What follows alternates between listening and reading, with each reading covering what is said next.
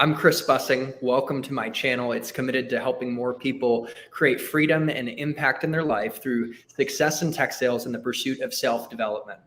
We've got an incredible guest today, rising star podcaster, Danny Miranda. He's had 410 conversations with some of the greatest thinkers and thought leaders, might be a little redundant, entrepreneurs and creators of our time, like Gary Vee, Alex Hormozi, Iman Gadzhi, might be saying that name wrong, but you guys know who we're talking about. We're going to talk about his journey and lessons learned from these conversations and what it takes to be an incredible podcaster. If you guys get value out of this video, make sure to give the like button a love tap, because the YouTube algorithm loves that too, and we'll show this video to more people who could benefit from the message. And of course, subscribe to the channel for more inspiring conversations with folks like Danny. Danny, I really appreciate you joining. I know you moved to Austin, Texas, not too crazy long ago, but how long have you been here and what really drew you to this city? So I moved to Austin because I was like, dude, this place is incredible. I visited 3 different times, and every time I visited, I was like, oh, wow, this is special. Like, there's something going on here that is different. And I would visit for a day, then I visit for a weekend, then I visit for 2 weeks, and I'm like, I want to just stay here. So I did. And part of what makes the city so special is bumping into people like you randomly. You don't know or expect that you're walking on a bridge and then you get asked to take a photo, and then all of a sudden, wow, like this is a person who is a friend. And it's crazy how that happens so quickly. And I mean, that's what Austin is. It's a city of serendipity, and it's a city of connection. And that, to me, feels the closest to home than I've ever experienced. So. Yeah, I mean, that's so well put. A city of serendipity. It sounds so poetic. It's so true. It's really like a fairy tale land. I'm not saying it's perfect here, but maybe you've met someone who just absolutely refreshed you and inspired you. They're a stranger, but you saw them and you're like, wow, like I want to be like that person. I want to get to know them more. Well, that's what you were for me when I ran into you on that bridge in Austin. And it started with like looking for someone to take a photo of me and my friend. So really appreciate you doing that. And we got to walk with you for a little bit and have a conversation. And the more you spoke, the more I realized this guy's on fire. He's trying to elevate the world. And I think you mentioned that you had a moment of clarity where you realized, I want to elevate consciousness through what I'm doing. And I might be misquoting you, but could you speak to, I'm pretty sure you described this moment of clarity for your vision and your mission that drives all that you're doing. So could you paint a picture of that?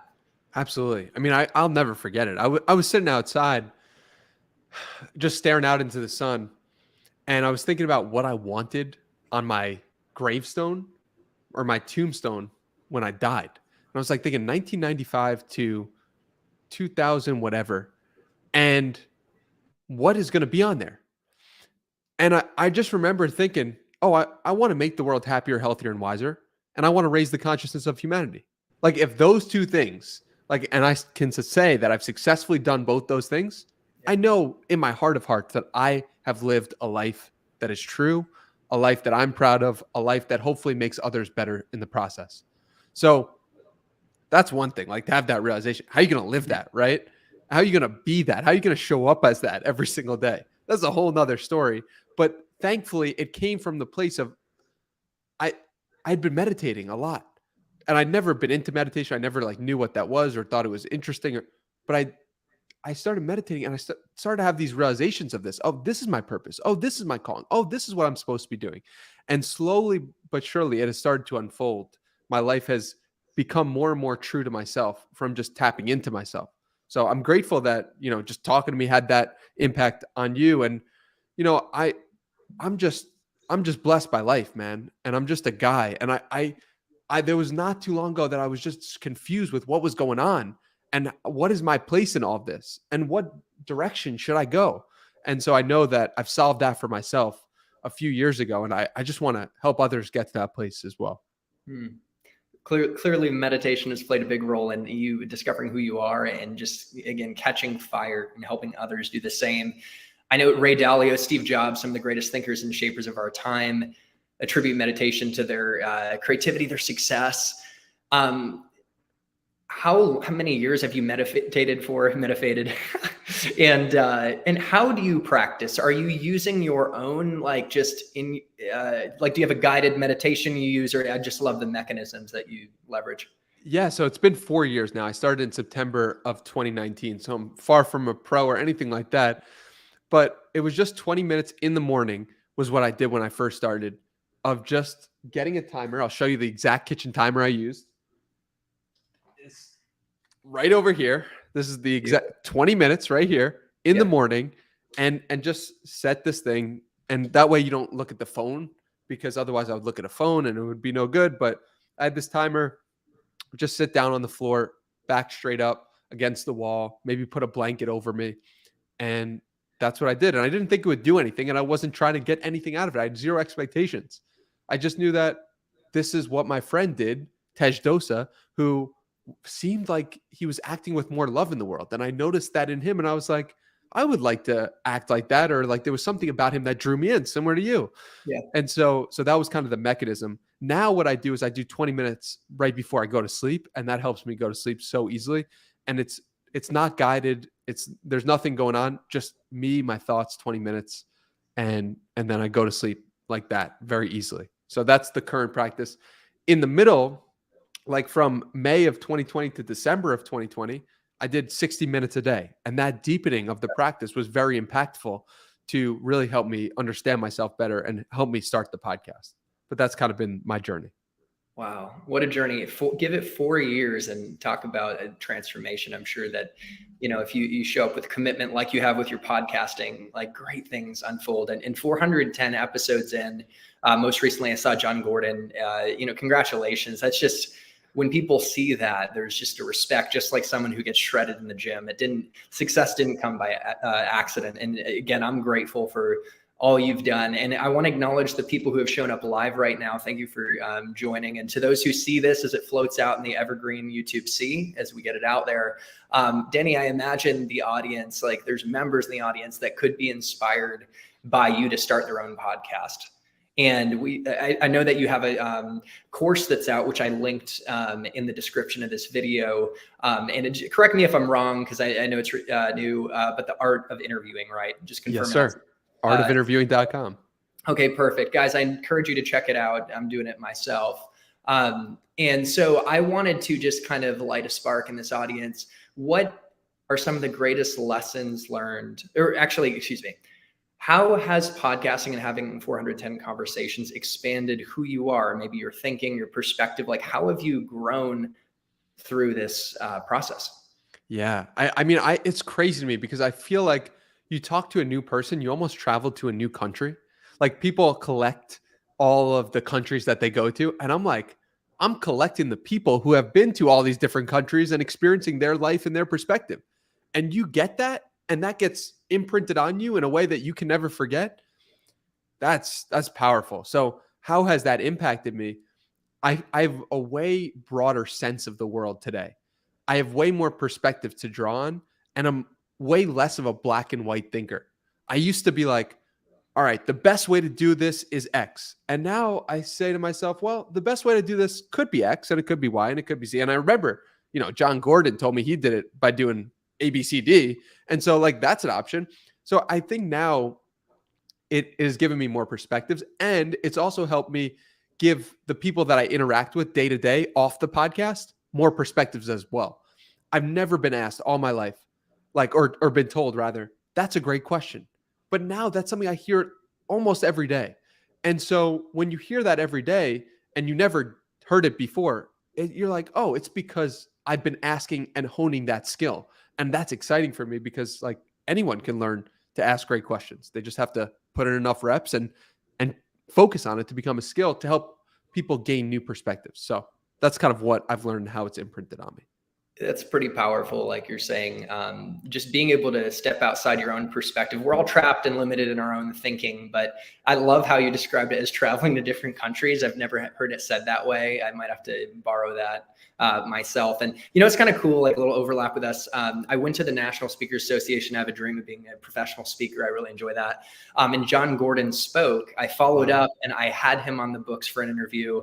And Marlo, his admin, I don't know if you worked with her, but I told her today, because we got got pushed. And so I said, hey, I'm interviewing Danny Miranda. I love the synergy. So look at that. But you have had some incredible guests. Like I've had some of the best in the sales world, like authors of the Challenger Sale. But you've had folks like Gary Vee and Alex Hormozi. And there's no comparison, right? But the thing is, that's so cool. And so there's a lot that I have so many questions for you. We might not get to all of them, but there were a couple questions around your experience with Gary Vee, Alex Hormozi, Iman Gadzhi, and then we'll talk about the others. With Gary Vee, though, I was watching your interview myself, and he called your mom. Like that's and you discovered him at such a young age. Could you what was that all about? Him calling your mom? Tell us that story. It's just amazing. Oh man, bringing me back. So I was 15 years old, and I really wanted to go to a book signing that he was putting on for his second book, The Thank You Economy. And I was saying to myself, man, wouldn't it be cool if I could go to this book signing in New York City?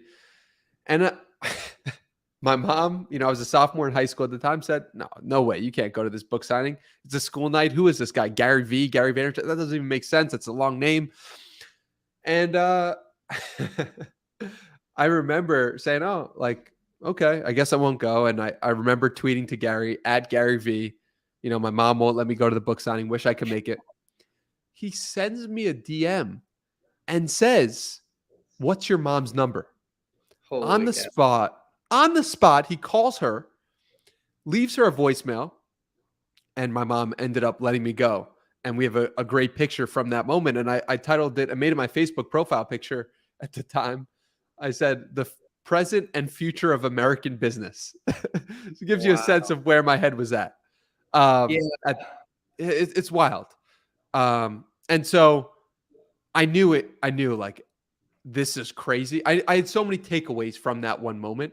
One was like, wow, I just created the world and changed the world based on the internet. Like that's a huge learning. Like you can change your world through the internet. Wow. Another was like, oh, do kind things randomly. Like Gary said when I interviewed him, right, that he'd called 10 people over his 15-year history on the internet. And I was one of the 10, and he loosely remembered that at the time and was like, whoa, that's crazy. Do kind things randomly, because I've told that story tens of thousands of times to people through the podcast. And so people now view Gary Vaynerchuk in a completely different lens. If they had any sort of negative thought about him, it's like he called this 15-year-old's mom and convinced him to go to the book signing when he didn't need to. That's a remarkable thing. Yeah. And so that's kind of the two things and lessons. You can move the world to your will based on the internet and do kind things randomly with no expectation. So that's what I took out of it. Look at the value that you were able to bring to him too by not that you're trying to do this, but make him look good and amplify his message and obviously apply, the advice he gave you, and look at you growing and shining. And now he can say I played a part in that. So yeah, I was going to ask you, shoot, I think I lost my train of thought, but it's going to come back to me. Okay. Yeah. Clearly in that interview, Gary was like, you really played on his heartstrings. He acknowledged you, you're good at, you just got inside his head. I think I remember what he said, but what do you think was your secret sauce to getting Gary's attention like that and getting him to invest that time with you? So the reason why he came on was a pretty crazy story in its own right. On December 4th, 2020, I tweeted out a list of my dream guests. My podcast is 3 years old at this time. Yeah. And my dream guests were Gary Vee, Mike Posner, Jocko Willink, David Goggins, and one other person I can't remember in this moment. And I remember feeling oh, there's something here. I feel like something's here. My intuition tells me. So I tweeted out the blog post that I wrote about him when I was 15 years old or 13 years old, my first blog, how I discovered him. I wrote a blog post, 6 reasons to follow Gary Vee. Tweeted that out, 2009 timestamp. After I tweeted that out, he followed me. After he followed me, I tweeted that he followed me. After I tweeted that he followed me, people in the comments are telling him for hours, it must have been 100+ comments, yo, you got to go on this guy's podcast. do this podcast, do this podcast, do this podcast over and over and over and over and over again. And then he said, I'm in. And he decided to do it 2 weeks later. We did the interview. So the reason why he agreed to do the interview is probably because he followed me. And he followed me because I wrote a blog post about him in 2009. So it's kind of crazy how it all plays together, and it's all perfect timing. Yeah. And it's, I noticed a theme with you of generosity. Like you were bringing value to these people. And it's just a powerful reminder that, like, especially you're reaching out to get someone like famous on your blog or your podcast. You can like really punch outside your weight class and pull off incredible things when you're other oriented. And, it's interesting. We could dig in this a little bit later, but you embody a lot of like powerful sales principles that, and I think of sales, like we're all selling, it's like a natural good thing. Sometimes sales has a bad rap. And this actually is like a sales and personal growth focused channel, but we'll definitely dig more into it. But so teaser for the audience, we'll get there. But I wanted to see if there's anything else in terms of like Gary Vee, like a specific nugget you got from him, whether it just over the course of following him or in that conversation that just really blew your mind. And if there's nothing there, there's nothing there, but I'm sure there's something. I just had to ask that. Yeah. The last thing he said was the most powerful. Okay. And I asked him about, did he know Wine Library TV, his first ever foray onto the internet? Did he know it was going to be successful? And he's like, yes. Like, I knew it was going to be successful because of the following. I knew that the learnings from the process were going to be valuable enough to pay for everything else. And what he meant by that is like, he wasn't looking at how much money or time it would cost him to do this new internet thing, YouTube show. He was looking instead at this was the foundation of his career. And you got to keep in mind, this guy is 30 years old and he is starting his career. I think about this all the time. I'm 28 years old and I've put more reps on the internet than Gary Vee had when he was 30 years old. Unbelievable. Unbelievable. So if you have created a single piece of content and you are under the age of 29, you are ahead, quote unquote, of Gary Vee. It's an exciting proposition. And so just that he would put out 5 episodes a week for 3 years with nothing happening. And guess what? I have put out 3 episodes a week for 3 years and nothing has happened, quote unquote. But I know that the learnings from this process have been so impactful, so valuable that the people who told me that I shouldn't invest my time and attention in doing this, I know for a fact they're wrong. And he knew that right when he started as well. And so to have that lesson from him was so impactful. Gosh, man. And I'm reading a book. I mean, you're inspiring me in many ways. I'm like getting chills and there's all these questions I want to ask you based off this, but I'm reading a book by Seth Godin. And it could be Godin. I don't know if I'm saying it right. He'd be a good guest. Yeah. He was a great guest. Oh, no way. Yeah. I didn't even realize. That's unbelievable. Might ask you a bit about that, but have you read his book, The Practice? Have you heard of it? It's just on the ritual book with a circle on the front. Yeah. Yeah. My mom just gave it to me and you're just embodying what he's talking about. Like not getting caught up in the outcome, but committing to the process. And it's like what you're doing is art, the way he describes it, which is you have no guarantee of the outcome, but you are doing something that is inherently good, that is making the world better and contributing. And I love that, man. So a quick note, and one thing for me, like in my content creation journey, I have my YouTube now, Chris Bussing. You get the gist of it. Before that, I had something called Pursuit of Possibility. I love the idea of inventing a possibility for ourselves in the future. And it's not a goal, it's more open than that. It's something that we can fight for. And this was years ago. And I delayed creating the channel for 3 months. I just was putting it off, overanalyzing. And there's a tie into Gary Vee because my buddy, I was working at Google at the time. I still am in tech sales, in my 9 to 5. I was at Google, and my Google teammate sent me a video of Gary Vee doing his wine videos. And then and it was really bad. And then a video of Gary Vee, let's say now. And that combined with a glass of whiskey was what got me to push upload for the first time. Wow. And then the journey started. So do you remember like your first moment uploading a piece of content, like your first, I mean, you were so young though. You were like light years ahead of me because I'm 30 now. But dude, the crazy part is how this is all connected is the first time I ever pressed upload on a video of me was Yeah. with Gary Vee. Oh my gosh. And I was too insecure of myself to do the podcast with video in it. But I knew that this was too big of a moment for me to not put video on there. Come And on. now obviously I'm so comfortable with video. It's been 3 years, whatever, I don't care, but I was so insecure, and now it's like nothing. And it was Gary Vee, the person who I looked at when I was 13 years old, doing the video with him and doing the podcast with him was the reason why I Holy put cow. out video for the first time. And it's inspiring, man, what you're saying, because I'm 30, right? And you were just giving 30 as a reference point that like we're ahead of, Gary Vee. Not, again, it sounds funny to say, but just even you mentioning nerves, right? Like I've done a healthy amount of these. I'm not at 410. I don't even know if I'm at 100. But even now and today, like I'll be vulnerable. I feel a little nerves, but it's like it's just powerful to see you and your journey and how comfortable you've gotten. And speaking of comfortable, you were very comfortable with Alex Hormozi, which guys, of course, check out the Danny Miranda podcast and the Alex interview. There's so many. Clearly, the Seth Godin one is one I'm gonna have to check out as well. But you're so comfortable with Alex, and one thing you said stood out to me. I feel I've known you we've hung out so much, right? And he's like, what do you mean? And I just love for you to describe that concept that you were speaking to when you told him, hey, like we've hung out so much. Yeah, absolutely. So there's a couple of key points on this and why I was so comfortable in this conversation.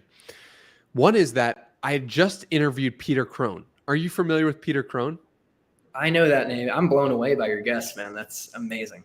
Like, So, but I don't like if it'll ring. Tell me, it'll ring a bell. No, so a lot of people don't know Peter Crone, but I think he's going to be super well known in the future. And Peter Crone's specialty is his ability to make people feel at ease and to show them where they are limited. And I was coming into my episode with Peter Crone feeling down, feeling nervous, because Peter Crone to me was like the most nervous I'd ever been for any guest ever. Because I look up to him so much as a psychologist and a studier of the human mind. He is the mental coach for Diamondbacks MVP Paul Goldschmidt, and he helps golfers, and he's just an incredible human being. And he just helps regular people with their mind. And so I was so nervous for this man that when Hormozi came on 4 hours later, I was like, oh, this is a walk in the ballpark. This is easy. This isn't Peter Crone. And so Peter Crone also has this way of helping show people their blind spots. And Peter had done that in the episode.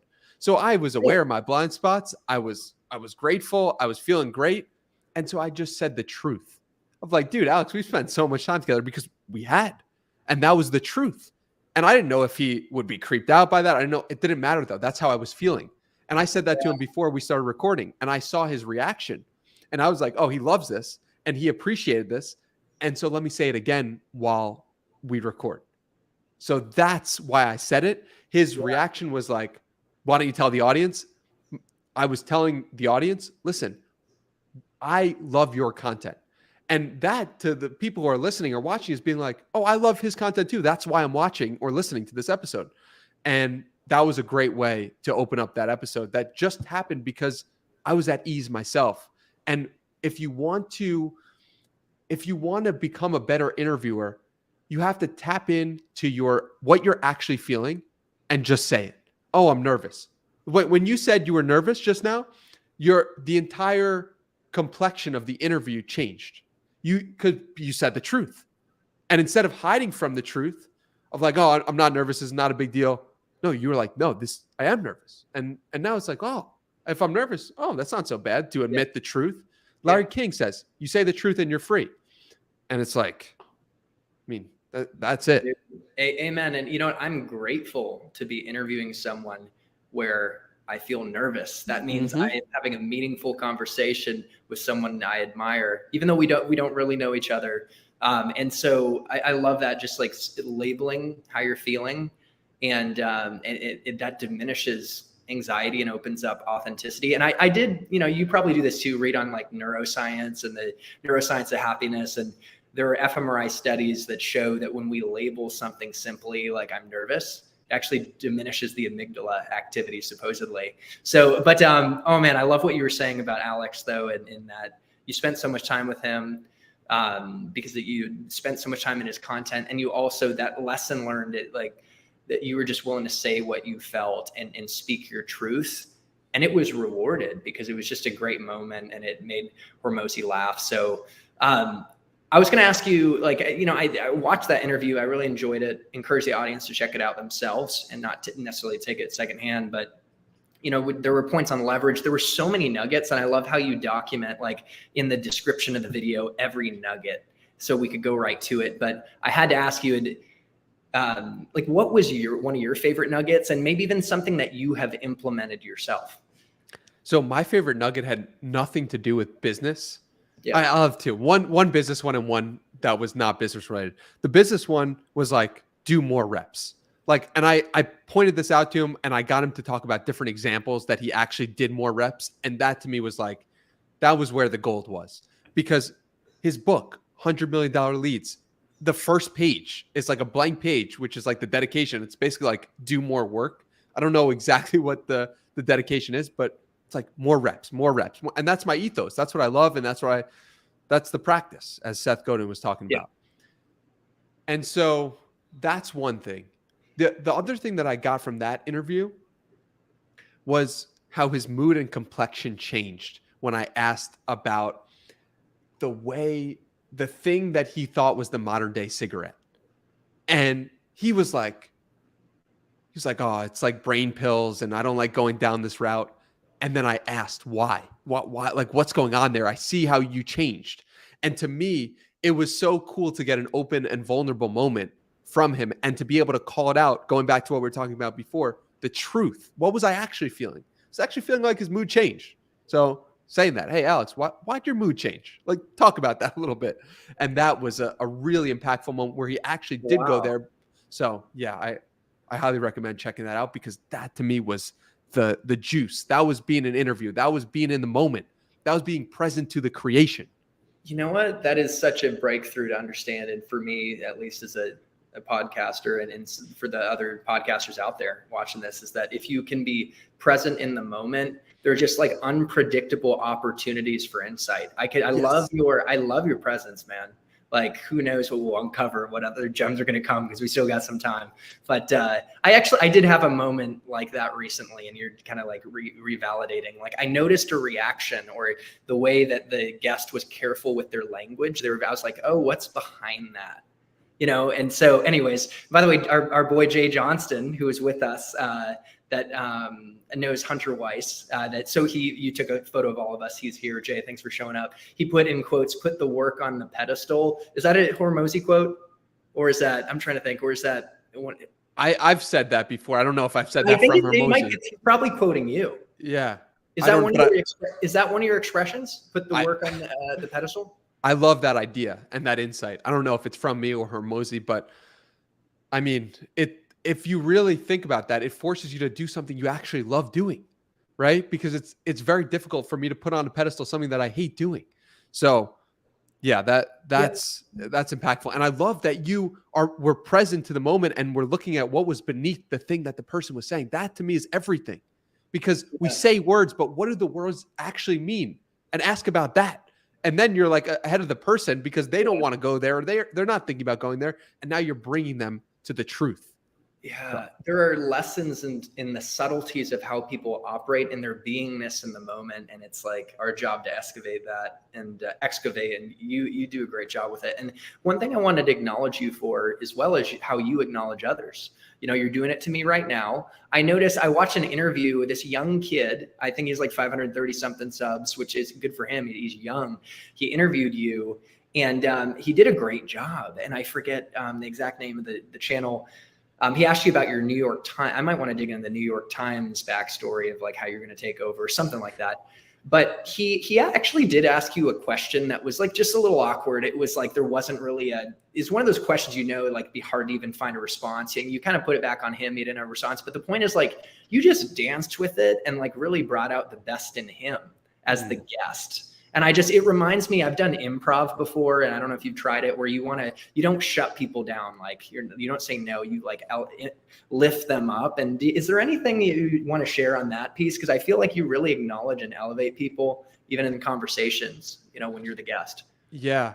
Yes. And is something I've never taken improv, maybe once or twice in my life, Yeah.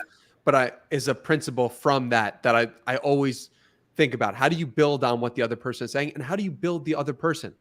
You have to understand it all comes from a place of I'm good with me. Like I genuinely am happy with myself, my own company, my own life. Like everything for me is great. So if that is the case, you just want other people to feel that way too. How do you get other people to feel that way? You literally tell them, hey, dude, I love when you do this. Hey, that was interesting when you said this. Like you just want to elevate my friend Jeremy Giffen, who had a great podcast, Invest Like the Best with Jeremy Giffen, highly recommend for anyone creating anything. Invest Like the Best with Jeremy Giffen. One of my favorite episodes that I've listened to this year. He says, quarterbacks are envious of no one. And what he means by that is like the person who is living the dream just wants other people to live the dream, and they don't care about anyone else doing anything. And so in my life, I feel like I'm the quarterback. I'm living my dream. I'm doing what I was supposed to do and called on, and I do exactly what I'm supposed to. So why would I be, one, envious of anyone else? And two, why wouldn't I just want to elevate and help other people get to their dreams and be quarterbacks themselves? I do. And so that's what I try to do with the kind words and the everything that I do and my being. It's like coming from a place of gratitude almost, like that. Yes. What a blessing, like that you are in integrity. You are who you say you are. You are living according to your purpose. Like what a blessing that is. And in seeing that in you, that inspires other people to want to follow in that path. And it shows what's possible. I did have a guest who knows Grant Cardone. Did you ever have Grant on the channel or on your podcast? Okay. No. Yeah, he'd be an interesting guest. And so I guess they became, and this guy's a keynote speaker, and they became like friends. And he said is the most inspiring piece of he asked Grant Cardone, if you're on a mountain top and could proclaim one message, what would it be? And Grant told him, what you see in me is also in you. And that's so simple, but I kind of like that. And it's like, by you showing the art of the possible and like embodying your vision, it's like people see that in you, and that exists in them too, so it's an encouraging thing to look at. So anyways, that TED Talk is over with, and I wanted to ask you about a few other things. Actually quite a few other things. With Iman, now I'm going to butcher his last name. Right? Godzi. Yeah. Godzi. Okay. I thought it was Godzi. Yeah. Obviously a millionaire. I think he's a millionaire at 18, and he of course got incredible insights on building a brand. I'm just curious, was there anything that he shared that you hadn't thought of? Like you brought your own built incredible brand yourself, but was there anything that really in that conversation absolutely stood out to you about really growing an online brand? I would have to go back and listen to it. This was it over a year ago? No, yeah, definitely over a year. I think August 2022. A long time ago. But I would say that what stood out to me was his graciousness with his words as well. Like him saying to me, dude, you're a really great podcaster. You're really great at what you do. That stood out to me because I was like, this guy doesn't need to say this. This guy has everything he wants. This guy. And what also stood out to me was just like the price you pay to get that level of success that young, right? Like I think a lot of people are in the position of Iman Godzi, want to be in the position of Iman Godzi. Yeah. But they also didn't grow up with their dad not being around. They didn't grow up going to school where they were the poor kid and everyone else was rich, right? Like there are a specific set of circumstances that have made Iman Godzi. And people might want to be a millionaire at 18, but they wouldn't want to have the circumstances that he had to create that millionaire at 18. And so while nothing comes to mind about him building a brand, what more showed up for me was how just like the price that he paid to be the person he is and what that means. And also how gracious he was with his words and how he is just really a kind guy from what I gathered. Yeah, I love that we can dance in the conversation and take in a slightly different direction and land on golden nuggets nonetheless. So that's pretty cool. And yeah, that was a long time ago. So honestly, that'd be shocking if you could like remember like a lot of specific details. But speaking of the price you pay, like I read once in a book, like by Rory Vaden, Always Take the Stairs, like with success, the rent is always due, and like we all pay a price for success. And so what are some of the prices you pay? And obviously it's worth it, for the success that you have achieved and continue to. Yeah, I think something that a lot of people don't see is how much time I'm by myself in front of a computer, posting the episodes, producing them, researching for them. Like, I don't know, maybe it's 5 hours before and 5 hours after of just the marketing of it. And so I think there were different parts of it that like I resisted doing for a long time. Like I didn't want to market the episodes. I thought if it was great, then people should just find it. Or I'm not a good video editor. So like, damn, I have to edit this video now. Like there were parts of it that I didn't realize, one, that I had to do some of those things in order to get to the next level. But two, like it does get easier the more you do it, right?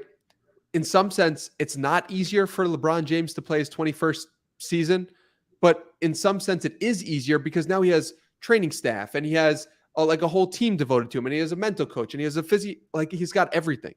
So I think that like what's been cool to me is seeing the ways in which the ball has been pushed down the hill in some sense, because I have a video editor now and because my network has expanded to one person can introduce me to another and another person likes my show. So like it has gotten easier. And that's what I kind of wish I knew on episode 100 or episode 200, where I'm like, what's going on? I'm putting on all this effort, this work, and it's not really clicking. Why not?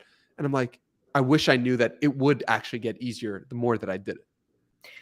Yeah. And you hit on another good insight on how podcasting hasn't just expanded your perspective in your mind, but, and this is kind of obvious, but it's expanded your network and like what an asset, the relationships, the authentic relationships you build. And so I imagine like you've been able to connect with people in very high places and everything in between.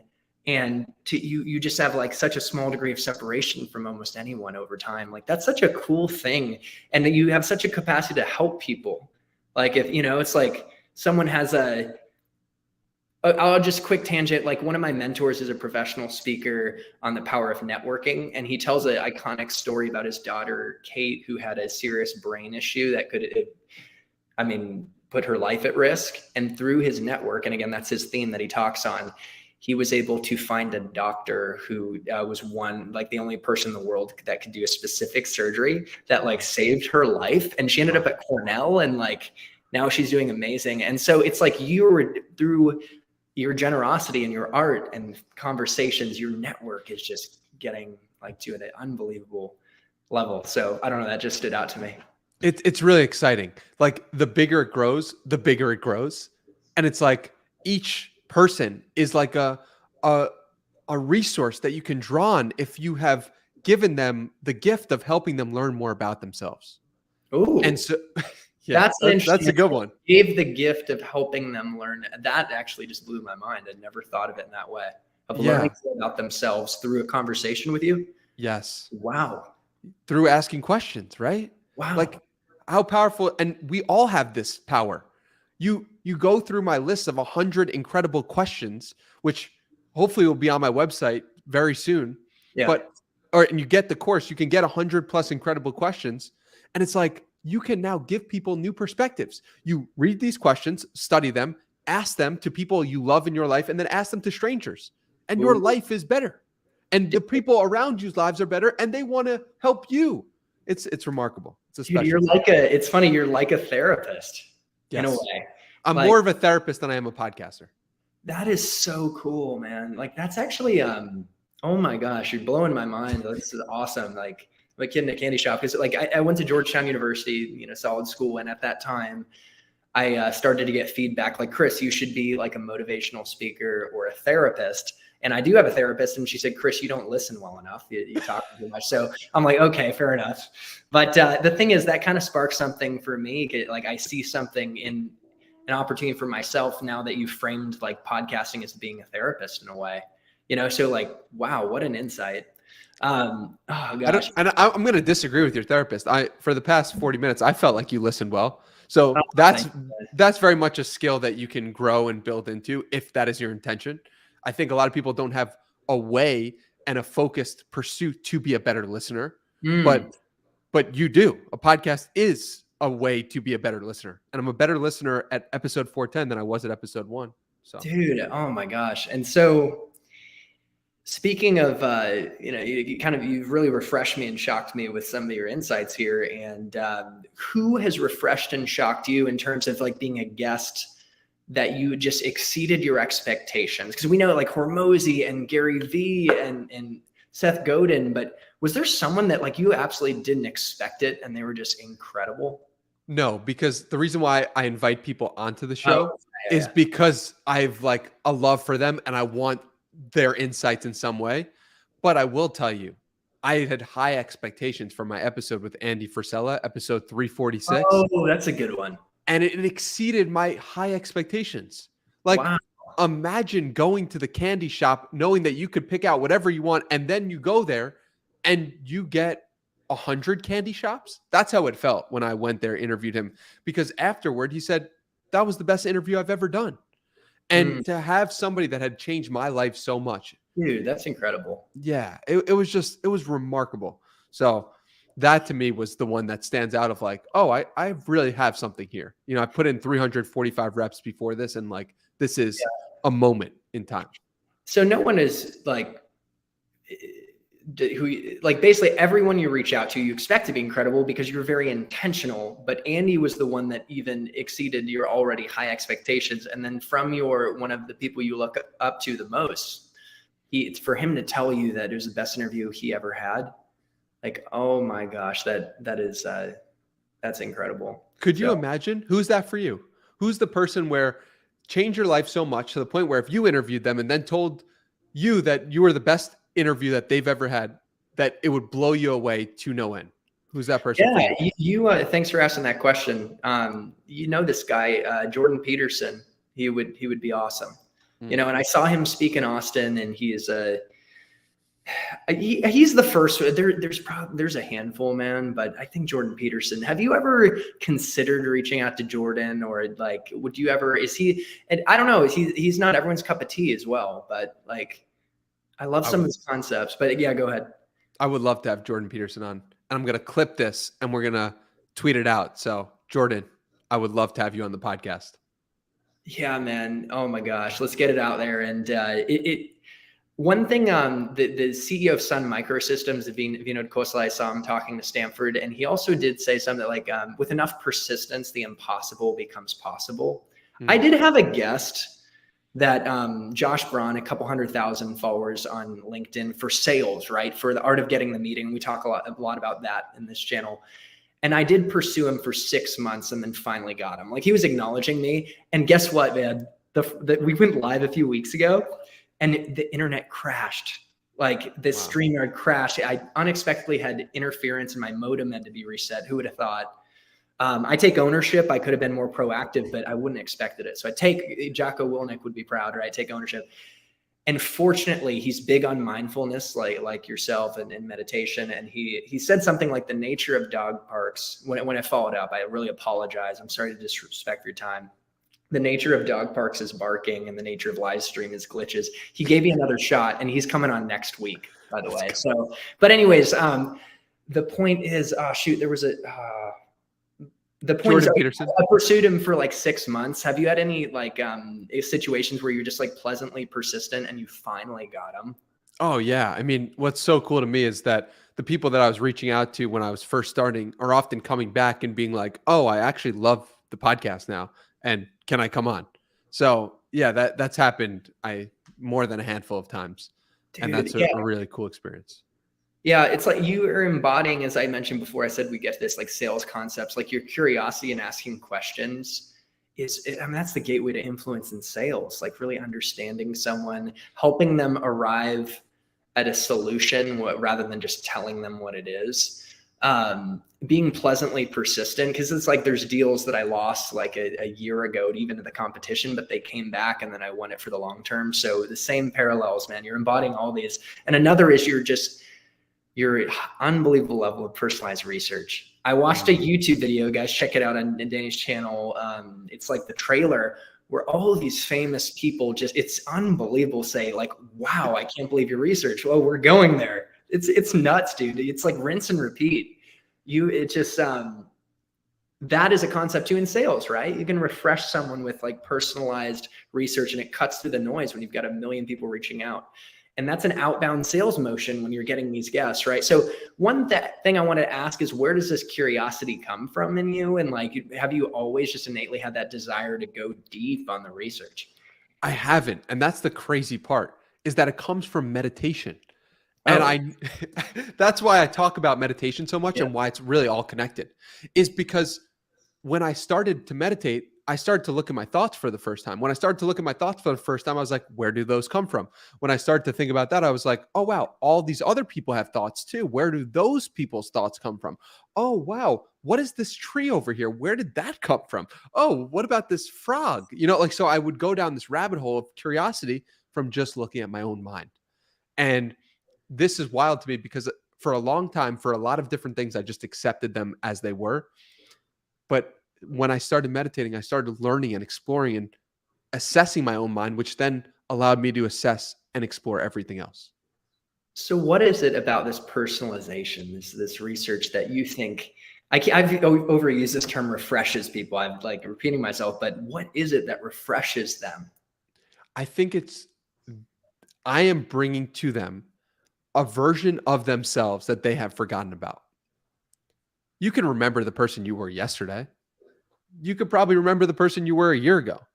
But have you really thought and considered what it was like when you were at Georgetown, or when you applied to Georgetown? What was going through your mind? Right? Like, that is a completely different experience than the 30-year-old who sits in front of me right now. It's two different people. And so if I bring you back to that place, and I take the care and the time to bring you back to that place, you are now appreciative because now you have a new perspective on your own life. Yeah. Okay. Well, I got to take you back to some place. And so like, I just saw that interview that so many where you were being interviewed. The guy asked you about I think it was like something like taking over the New York Times. Yes. And can you just tell us a little bit about that? Yeah. So I was 6 years old, and I was either in kindergarten or first grade. And I go to my best friend at the time, Ryan O'Donnell, and I say, Ryan, I saw my parents reading the New York Times. Let's take over the New York Times. And Ryan said to me, sounds great. Let's do it. And then I don't think he really cared about doing that. He thought it was like dumb or whatever, smart of him. And I was like, no, I'm going to do this. And so I wrote a newsletter, The Sunny Times. And that was what I look at, and I'm saying, that is my evidence for what I'm doing today. And so I think the important thing to note is, like, I've convinced myself that this is my destiny. This is my destiny because I did that when I was 6 years old. But really, I just found one piece of evidence for the reality that I would like to create. And I traced it back as far as I possibly could. And I said, okay, if I'm creating media now, and I was creating media when I was 6, I must be destined to create media. Is that really accurate? Is everything that I was doing when I was 6 what I was destined to do? No, of course not. But use the evidence that you have that is extraordinary, if it is in alignment with the things you are doing today, to help expand your vision into what is possible. Dang. So, yeah. I had this thought once. I'm like, it's easy to like say like, I suck, I'm not enough. Like, of course, these stories pop in our head at a young age in response to events and things, or maybe someone said something, but why not collect the evidence that we're a badass, Yes. And that's exactly like I think you just embodied that and described that. And you found that evidence that aligned with your vision and made it happen. And my dad's actually on here live, and that's an expression of his, actually. It just says, make it happen. And, I was talking with someone, like, I love the a little tangent, but gosh, the simplicity of make it happen. But I think there's such a profound depth to it, like in terms of commitment, and like making a decision that we will own outcomes, whatever it takes. And it's like, was there, I don't want to make you repeat yourself, but was there a moment where all of a sudden you were overwhelmed by commitment, like you made a decision? Because I know we talked about the moment you got a vision on elevating consciousness, but was there a moment when you think you really decided I'm going to do this? And maybe it was just as a child. So there were a couple of different moments as it relates to the podcast. One is I made the commitment to do 100 episodes. I said, I don't have to do this podcast forever, but I need to make 100 episodes happen. And so for someone listening, it might be like 100 sales calls, or it might be 100 like emails, right? Like do 100. I love that just idea, that black and white. Do 100 episodes. So that was the first commitment I made. And then, from episode 100 to 250, the episodes, like, I wasn't growing, like it wasn't working. And I was like, I'm going to make a commitment to do this to the best of my abilities and really take it to the next level. So like there was the first commitment of like do 100. And then after that, there was a lull in passion, enjoyment, excitement for the project. And then I was like, I need to recommit. And so I committed to making it a little bit better every time. And then I started doing them in person. And then it really started to work in a different sense. Well, I feel like I'm having a moment of commitment right now that you sparked, and I'm committed to actually investing in your program because I'm in this podcasting for the long game.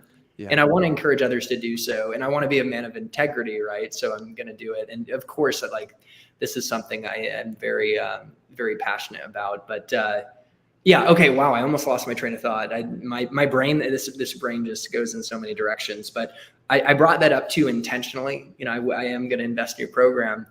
And so to that end, could you give a teaser of some of the other skill sets you hit on? Like we talked about shocking them with personalized research, but there's other things like outbounding, in a way, using a sales term to potential guests and getting their attention. There's planning out a choreography of the conversation. Can we start to dig in to give people a little more of a teaser on some of the skill sets that you hit on in the course?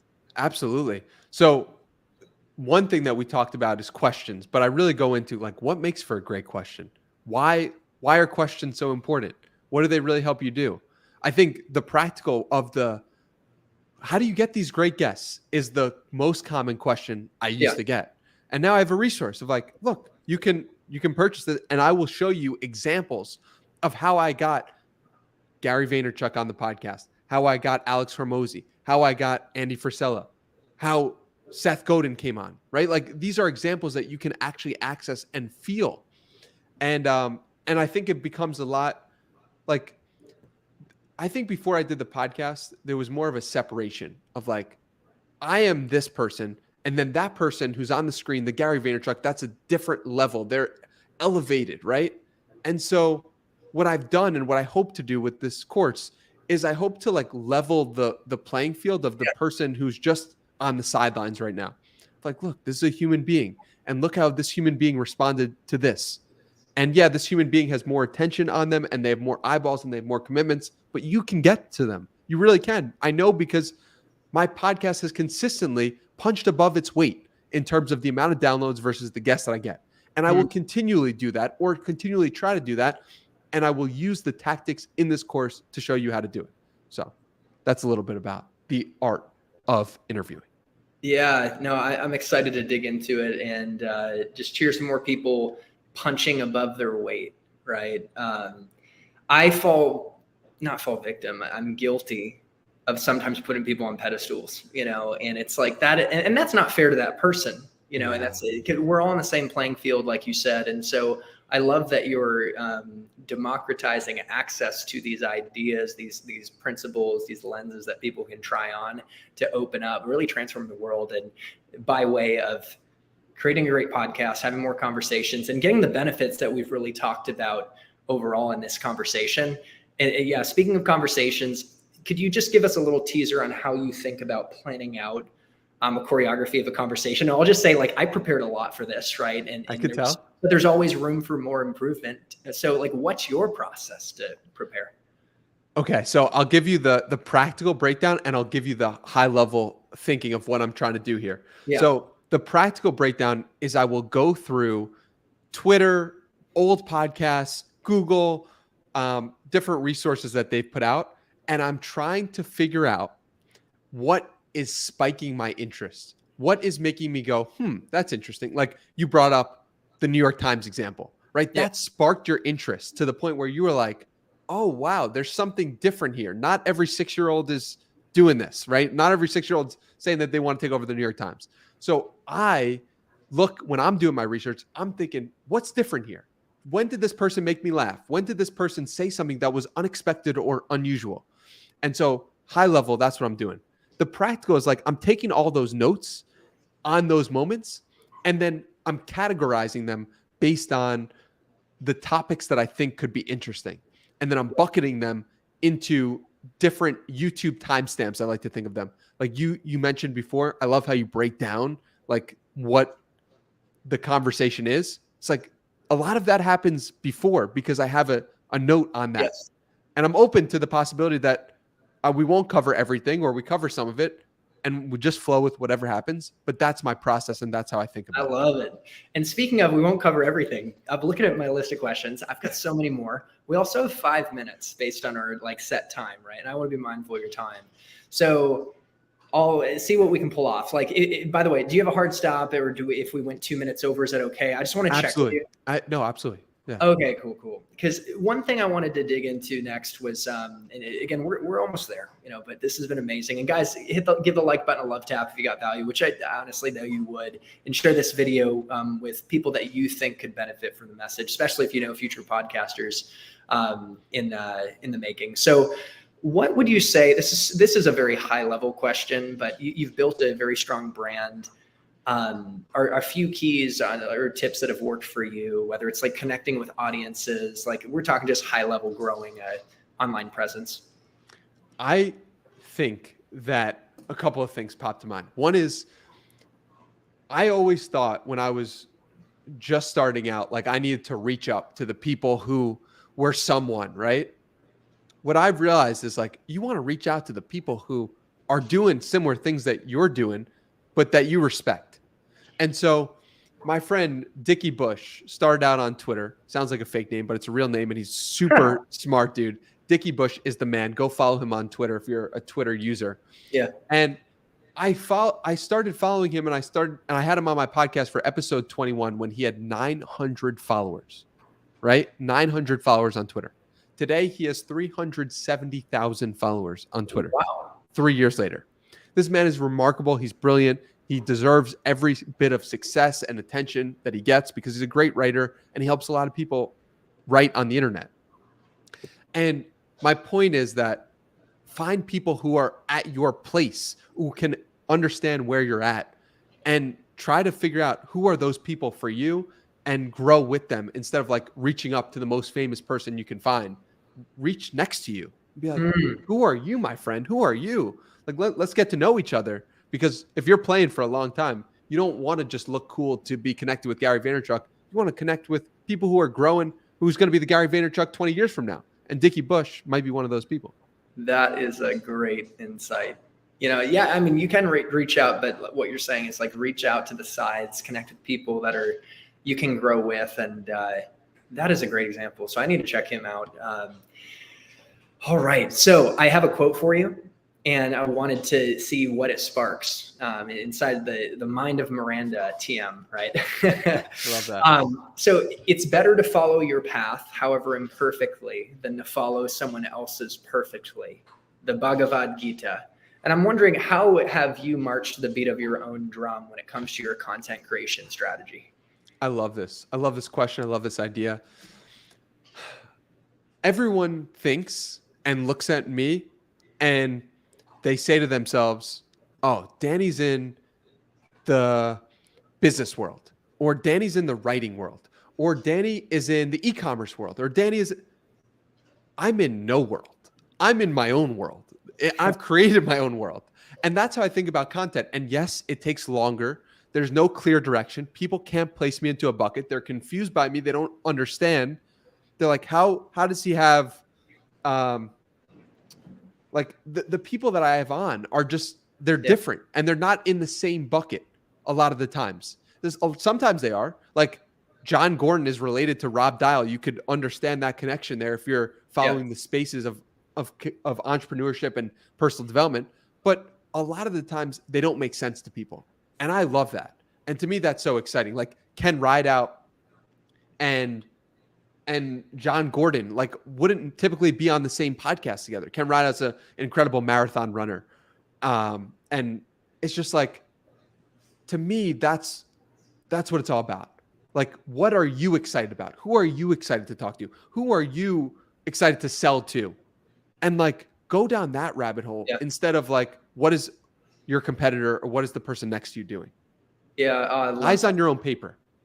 I love that. And that's why you will sustain, as you're coming from a place of passion, and that won't run out. And it reminds me of when I was at Oracle, my first company that I worked at a college, and I was in Toastmasters, and I'm still in it, public speaking group. Did you ever try Toastmasters by any chance? No, but I'm interested in it. Yeah, it's a cool thing. And you practice public speaking. And there was a guy that was a natural, one of the best sellers.